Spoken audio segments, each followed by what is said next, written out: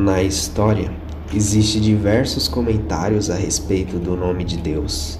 Entretanto, a Bíblia apresenta alguns nomes, os quais são vistos somente através do estudo de suas línguas originais, mas ambos se traduzem para Deus ou Senhor. Sabemos que quando chamamos Deus, Ele nos ouve, mas qual seria de fato seu nome? Em Êxodo, Moisés irá questionar a Deus sobre isso, e Deus responde: eu sou o que sou. Também pode-se usar o eu serei o que serei. Alguns dizem que essa frase seria o Yao. Alguns corrigem, falando que na verdade é o Yud-Re, Vav-Re.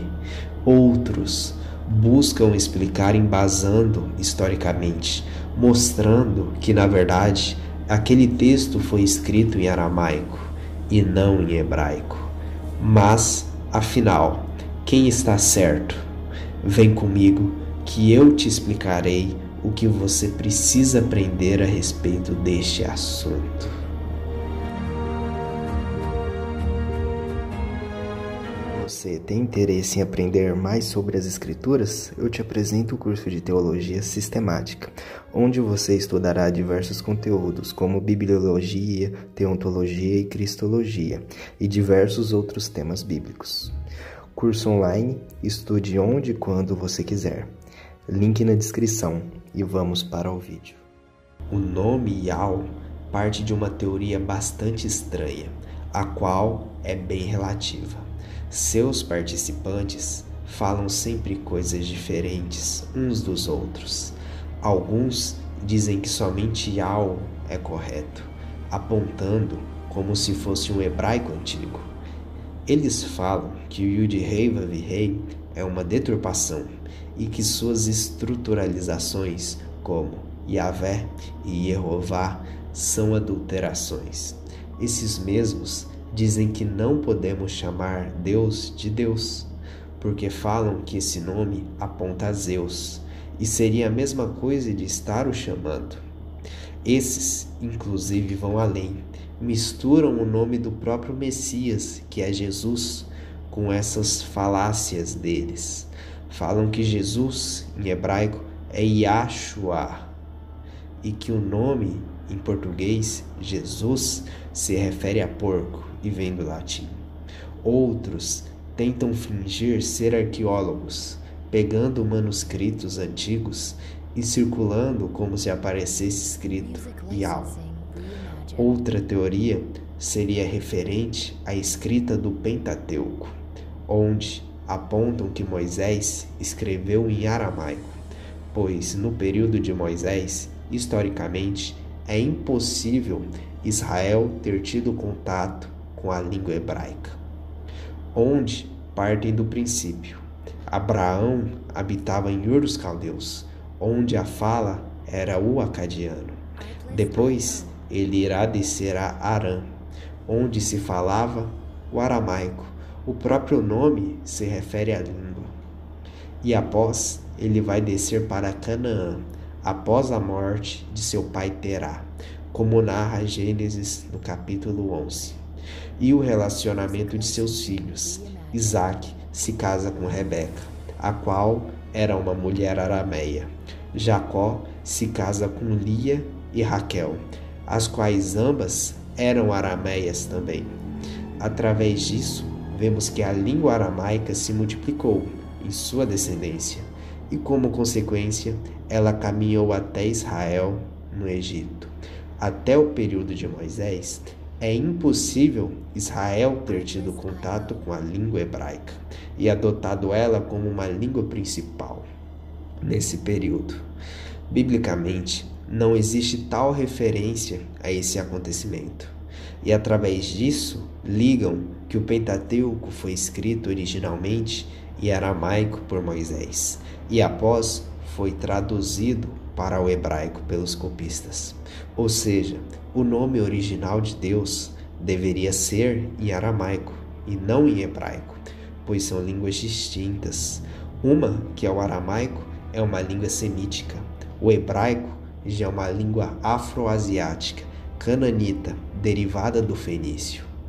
Por ser algo fundado, logicamente, pelas escrituras, acaba se tornando uma verdade.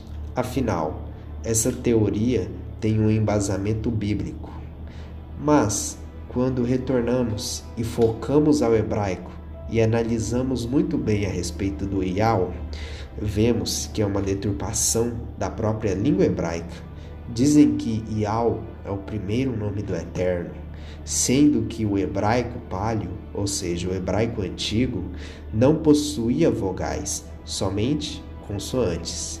Nisso entra o nome que citamos, o Yud-He, Vav-He, que é a transliteração do termo hebraico.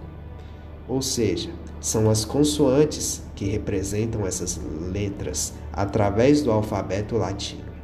Pelo hebraico, nesse período, só possuir consoantes é impossível se inserir vogais, como o A e o U, as quais formariam o Ial.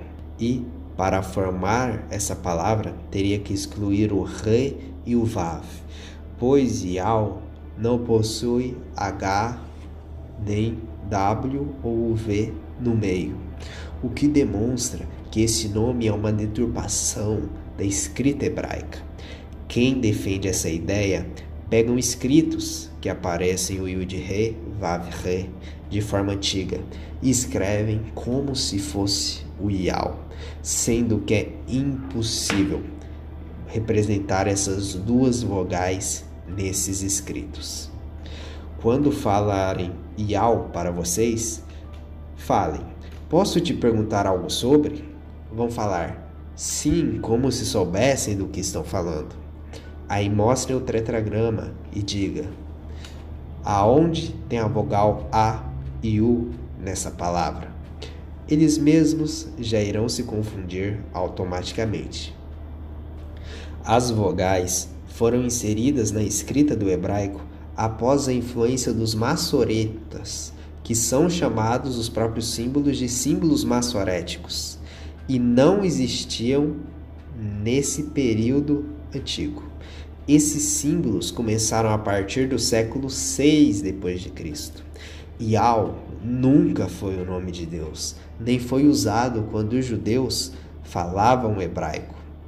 Lembram das estruturalizações que citei? Elas já possuem vogais, pois se tratam da estruturalização do termo, inserindo vogais, sem remover as consoantes. O Ial pode nem ser tido como uma estruturalização, porque ele não estruturaliza, mas ele remove consoantes e adiciona vogais sem fundamento. O Yavé e Yehová são transliterações bem famosas. Observem que ambas mantêm o YHWH, ou seja, o Yud, Re, o Vav e o Re. Somente se inserem vogais, ou seja, são nomes possíveis, embora não podemos afirmar com exatidão. Os judeus não pronunciavam o tetragrama, pois respeitavam grandemente o mandamento de não pronunciar o nome de Deus em vão.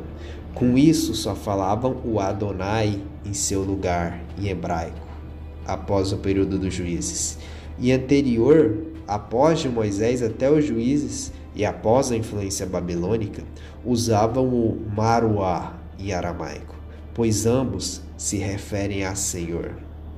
A tradição rabínica do judaísmo, principalmente no período helenístico, desenvolveu e fortaleceu um tabu de pronunciar o Yud-He Vav-He, ou seja, o nome de Deus. No segundo século depois de Cristo, Hanina ben Teradion foi queimado em uma estaca por pronunciar o nome de Deus letra a letra. Por não pronunciarem, usavam outros termos, como Elohim em hebraico e aramaico Ilahim. Ambos se referem a literalmente Deus. Podem ser usados tanto ao único Deus como a outros deuses. O contexto que demonstra a sua referência.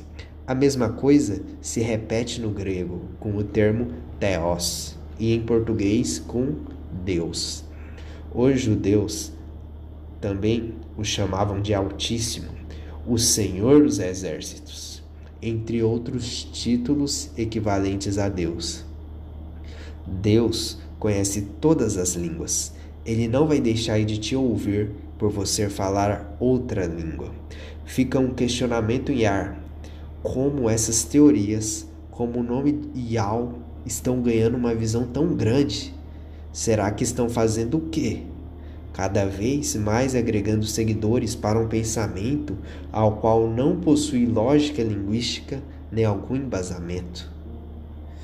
Se você gostou dessas informações, já se inscreva, curta, compartilhe e deixe o seu like para me ajudar e comente o que você achou do vídeo.